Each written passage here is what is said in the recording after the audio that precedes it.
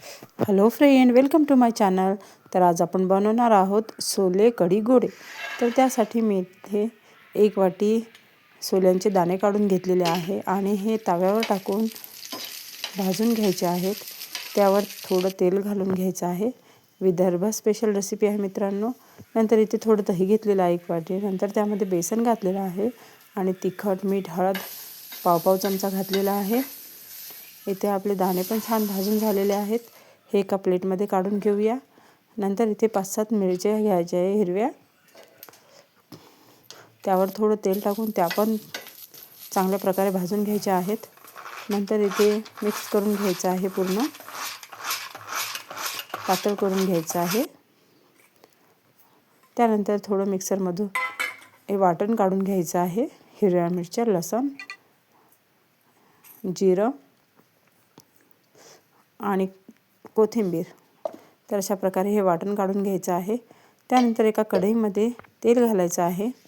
तेलामध्ये मोहरी 1 चमचा जिरं, कढीपत्ता, नंतर लसूण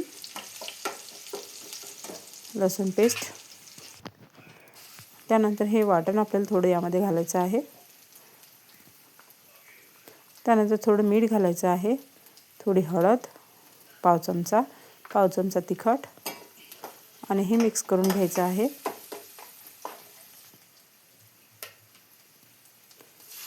त्यानंतर यामध्ये आपल्याला ही पातळ केलेलं मिश्रण घालायचं आहे, बेसन आणि दह्याचं. त्यात थोडं पाणी घालून पूर्ण मिक्स करून घ्यायचं आणि याला छान आपल्याला एक उकळी काढून घ्यायची आहे. नंतर यावर झाकण ठेवून याला उकळी काढूया. त्यानंतर बघू शकता हे सोले पण आपल्याला मिक्सरच्या भांड्यामधून काढून घ्यायचे आहे.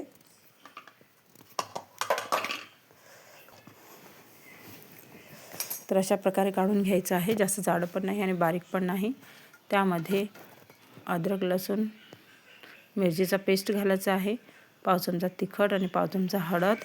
नंतर 1 छोटी वाटी बेसन घालायचं आहे आणि चवीनुसार मीठ आणि त्याचे असे गोळे बनवून घ्यायचे आहे.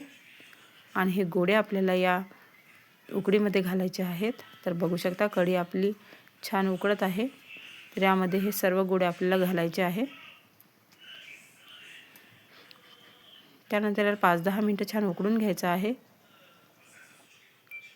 तर हे बघू शकता तयार आहेत आपले सोले कढी गोडे. अतिशय भन्नाट लागते. धन्यवाद.